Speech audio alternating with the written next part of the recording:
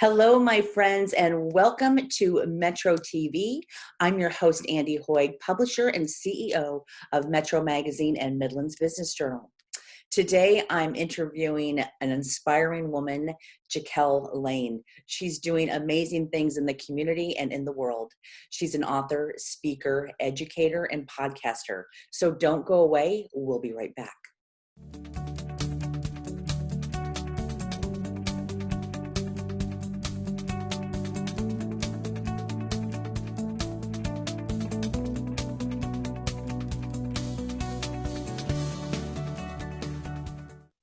Well, hello, my friends. I am so excited and honored to be here with a dear friend of mine, an inspiring, amazing woman, Jacqelle Lane. I've known Jacqelle for over a decade. She is a teacher, an educator, a speaker, a podcaster, an author, and I always like to say, for people that I know that have animal companions, a proud puppy parent. We're going to be talking about a book of hers later on, but I just want to officially welcome Jacqelle. Thank you for joining me today. Oh my goodness. Thank you so much, Andy. And I cannot sing your praises enough. And you're absolutely correct. We've been friends for over a decade, which is crazy to say. And I'm so blessed that you were one of the first people that I made a connection with in Omaha when I moved here. And I admire and love everything that you are doing and have done. So I'm so very honored and thank you for having me. Yeah, thank you. And also thank you. We interviewed you. You are featured in our Celebrating Women issue that is coming out later this week. A great article. You are among many amazing women, but your story, I learned things about you. I learned some things about you in this article, even though I've known you for all this time. But let's just kind of start out where you grew up. Where'd you come from? Because again, it certainly wasn't Omaha. No, it was not. And it plays an interesting role in the path that I took and just kind of the decisions that I made in my life, my upbringing. So I'm from Ogallala, Nebraska, which many people have not even heard of. It's a Western Nebraska community, about 5,000 population. And I had a really phenomenal childhood. It was the kind of town where everybody looked out for everybody. Everybody even looked out for everybody else's kids. Farming, predominantly agricultural community. And, I think I had in my elementary class, there were 10 kids. Wow. And we transitioned. It was actually a parochial school. And then I transitioned to the public school in middle school. And I think my graduating class was like 100, 103. So just really a very small, tight-knit community. And I had a great opportunity. I think I even took it for granted back then of growing up on Lake McConaughey. And if people aren't familiar with Lake McConaughey, it is the largest lake in the state of Nebraska. So really close to Colorado, but got to enjoy everything that offered in the summer and had the opportunity to learn how to ski and stuff when I was really little and really didn't know, until I got a lot bigger that I wasn't like living on an ocean or something. I just thought it was just super cool.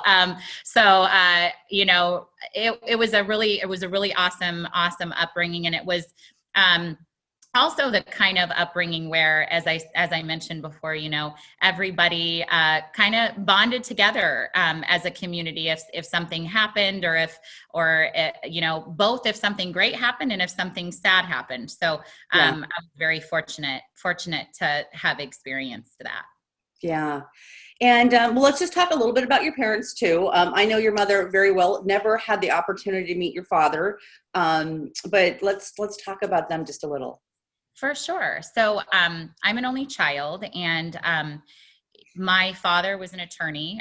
He passed away in 2001, but we were extremely close. And I like to say that probably one of the reasons that I chose the path that I did, and we'll get into my career and things like that. But both of my parents really at an early age, just because I was an only child and surrounded by adults for all of the time, 100% of the time, most of the time, unless, we had kids over and stuff, or I was at school, was that they had this really strong social justice mindset and advocacy mindset. Yeah. So for instance, my mother started the first alternative school in Ogallala to help students that maybe just didn't fit in the mainstream public school system who needed extra help. And my father was a defense attorney. And so I would sit for hours and hours with him. I remember being a little girl and sitting for hours and hours with him, having him like retell court cases where, he helped these individuals who were wrongfully accused. And so understanding kind of this, in my mind, and I say that because my first love is English. I'm an English teacher.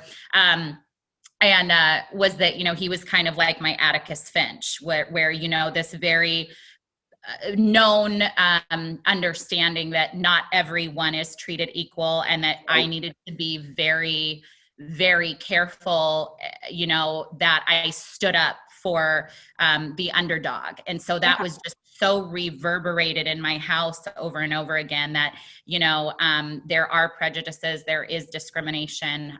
Not everything is always fair or equitable as how it should be. And so since you've been given some of these privileges, you need to have a strong voice and stand up for others who can't stand up for themselves. And I'm very blessed that, my mother is, as you say, she loves you too, but, my mom, she won't care because she celebrates this, but she's 61 and she's still advocating for at-risk youth in the state of Nebraska. And I have an aunt that is doing the same thing as well.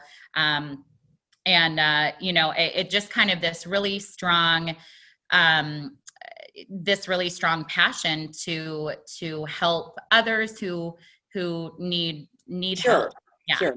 Well, you fast forward, you went to college, University of Lincoln, graduated with you're looking at going into maybe the ad sales area.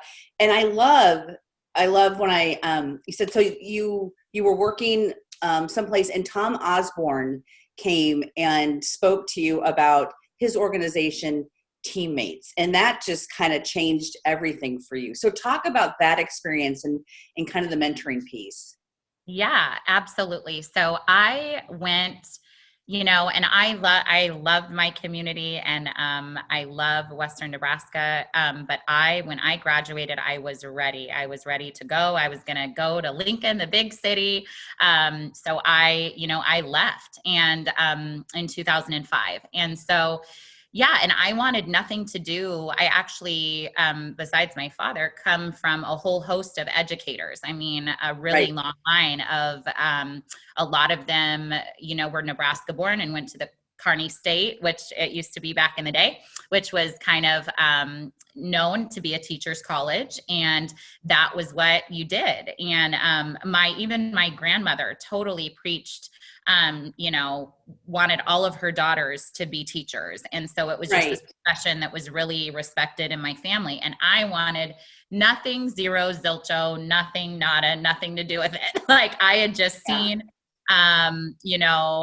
first of all, I know I'll be very honest. I had seen family members and how, how they were treated and just some of the obstacles, some of the bureaucracy. So I didn't want to go into education. And but I love how this experience with Tom, that actually changed the direction of your life. It changed the trajectory of my life. So I was actually working at Sandhills Publishing, and I had an internship, a great internship in college, and they asked some of their top sales individuals to come and listen to Tom speak about Teammates. And I'd heard a little bit about Teammates, but wasn't sure. Anyway, to make a long story short, myself and a girlfriend ended up signing up, and I got really, really close to my mentee. And really, truly was a young lady that had struggled her entire life.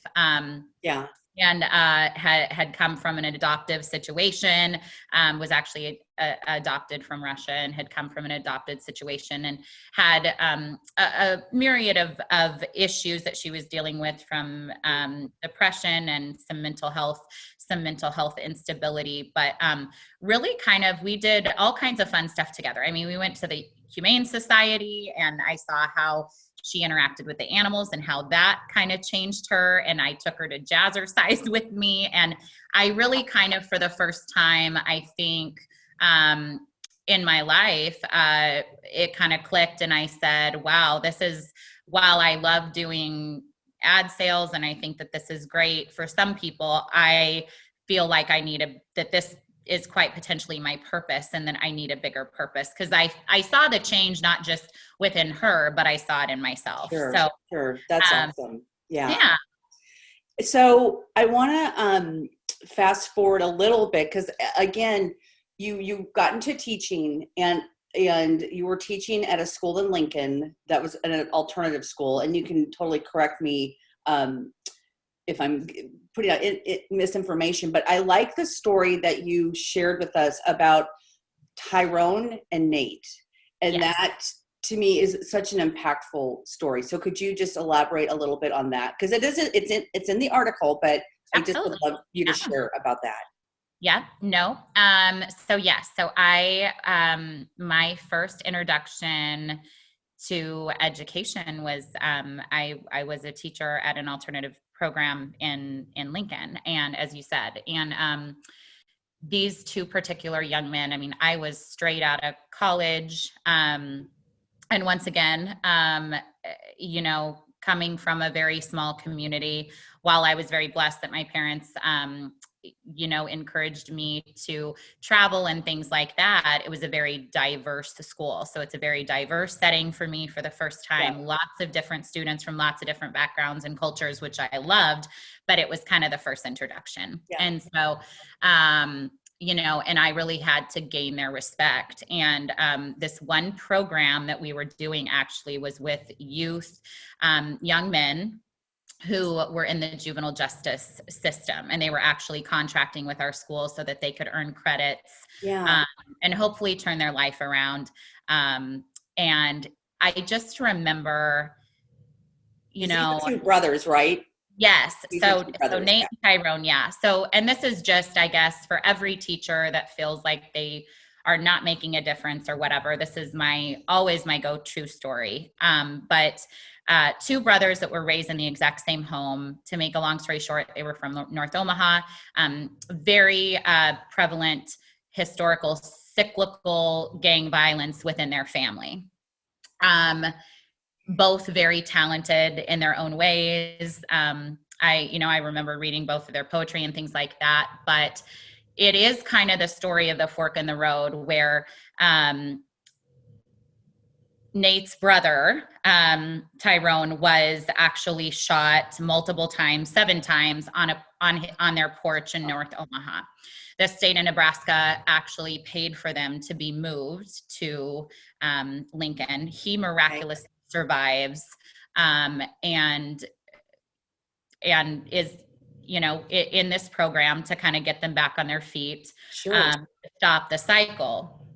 And I just remember, working with both of them, and unfortunately, Tyrone, who was the one that was actually hurt, as I said, miraculously survives, and then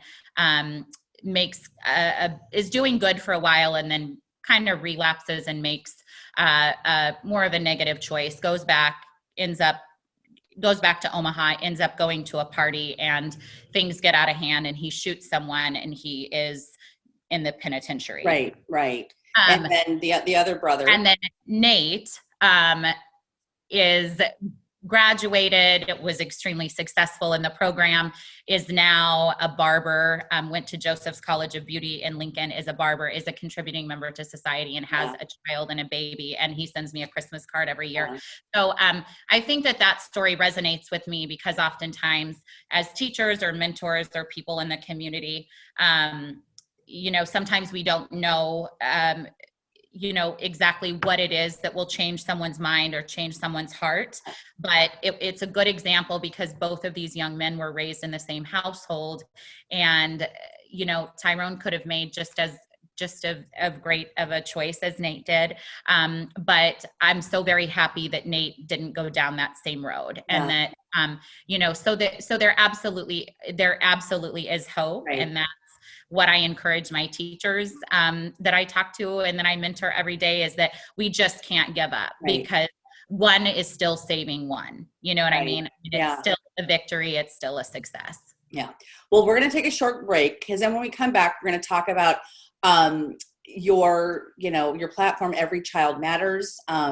So we're going to dive into that when we get back. So folks, don't go away. We'll be right back.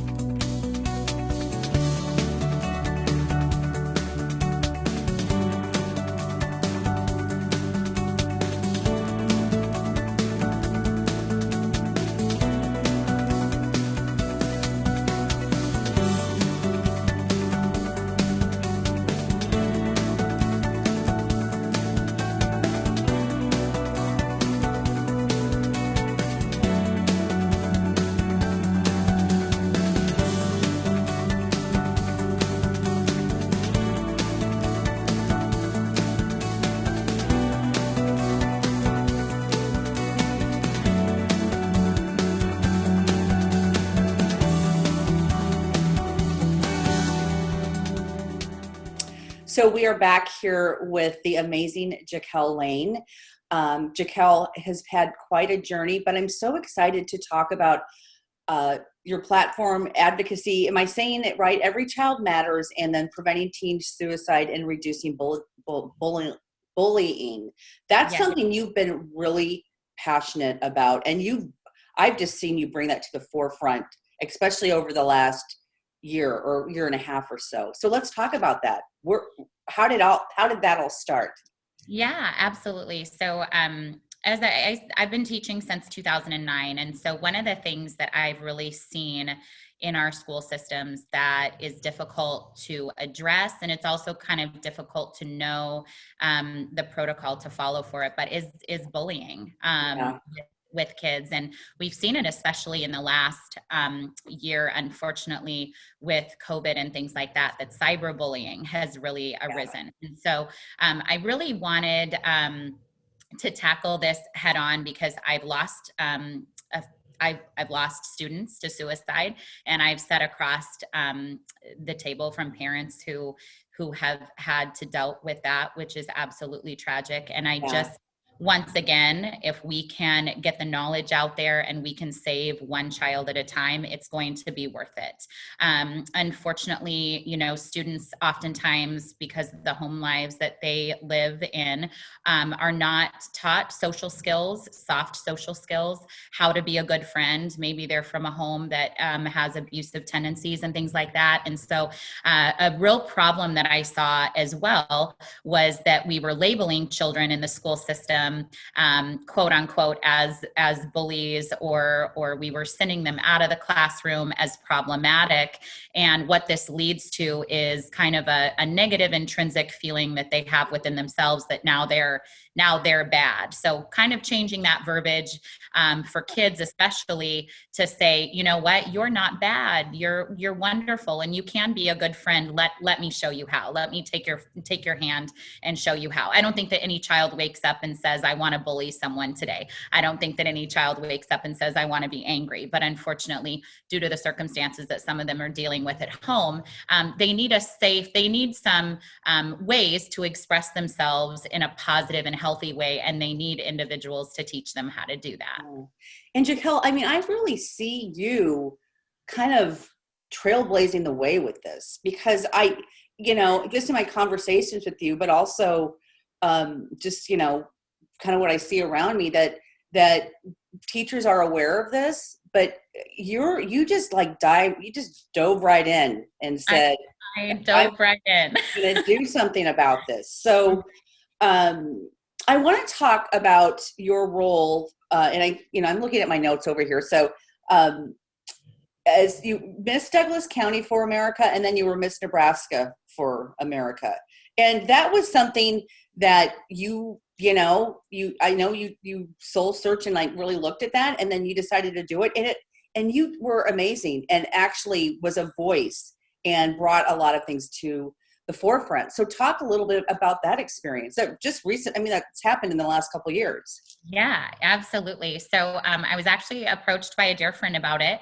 She said she thought that I would be great with my platform and things, and the fact that I was kind of living it and in the trenches of the classroom. And she'd seen some of my advocacy with at-risk youth, and she said, have you ever thought about this? And so I did. I did a lot of soul searching, and I really wanted it to be such a positive thing, and I wanted it to really bring light to my platform. That was what it was about the kids, and the fact of getting awareness out about mental health, help for our children, and also suicide prevention. So it was an absolute wonderful experience. I mean, I can say that I've made so many connections that have, I feel, really catapulted this message and catapulted my platform in ways that I could never have imagined.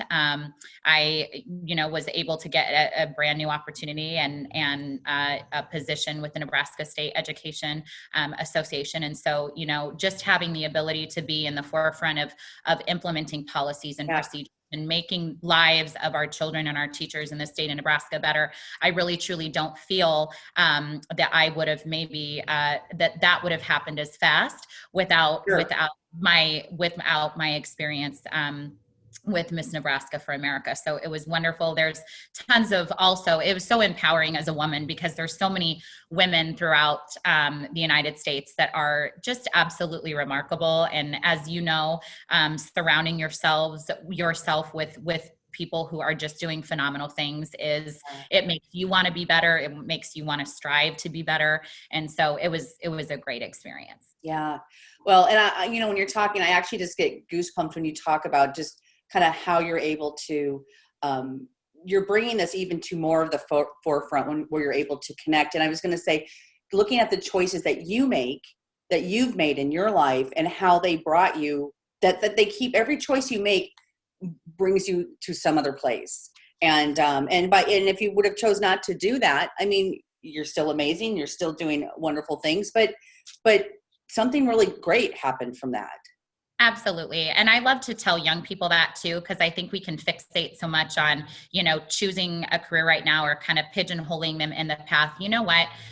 You're going to find your journey, your specific journey. And there's certainly a reason for everything. I mean, for a long time, I thought that I wanted to be an attorney, that I should go back and go to law school like my dad. The fact of the matter is, and I'll shoot this statistic out really quick, but data from the Government Accountability Office tells us that Black students and students with disabilities are more likely to receive harsh school discipline than their counterparts. So than Caucasian students or any other students. Wow. And so that's something that needs to change. That's something that the state of Nebraska needs to change. And so I've seen that, and I'm comfortable talking about implicit bias and the fact that, we're not all raised the same. I'm from population 5,000, Ogallala, Nebraska. I'll be very honest, when I grew up there, it's changed now and is more diverse, but there was not a lot of diversity. How can we love one another and teach our children to love one another?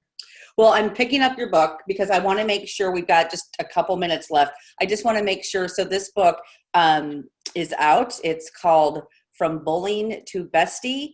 And people can, I mention your website, JacqelleLane.com, though I know that's flashing, it'll be on the notes and on the screen. But talk about this book, and we have about 90 seconds left. So tell us a little bit about this book, because it's a beautiful book. I'm going to kind of go through it while you're talking, okay?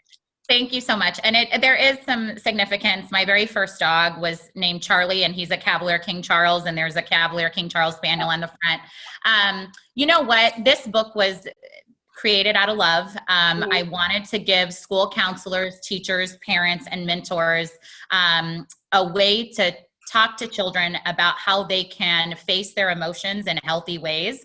So there's everything from how do we do yoga, how do we interact and be a good friend to one another. And it kind of is a cool way for kids that's created in a child's language for a school counselor or a parent or a mentor to use with kids when they see kind of aggressive behavior being exhibited. That can say, you know what, I can see that you're hurting right now. Let's talk about this and choose another option, whether that's through art therapy, positive affirmations, anything like that, because we haven't really talked to kids about that or even about mindfulness until more recently. So that's what that is. Thank you. So people can find you, JacqelleLane.com, and your podcast is called Education with an Edge, and it's produced by Herdat Media. And also anywhere else we can, Facebook? Absolutely, yes. So I have Education with an Edge is on Facebook, my podcast. You can also follow me, Jacqelle Lane, on Facebook as well. And I'm on LinkedIn as Jacqelle Lane, M.Ed, so Masters of Education. I'm very proud of that. Yeah, those are my socials. Okay. Well, you are definitely a game changer, Jacqelle, and I am so honored to know you. Thank you for coming on and having this conversation with me. It's going to be, people are watching it on metroTV and also on my podcast, Contribution Rocks. So I look forward to see what you're going to be doing next. So thank you again. Well, thank you. And you are a dear, dear friend of mine, and I couldn't love you more, Andy Hoig. So thank you very much. Likewise, my friend. And everyone, have a great, safe week. We'll see you back here. Thank you for joining me today. Be sure to check out spiritofomaha.com. The latest issue of Metro Magazine, our Celebrating Women issue, is online now. You can also find out all the upcoming charity events and visit us on Facebook. Be sure to like us, Metro Magazine, all one word. So thanks again for joining us, and we'll see you back here next week.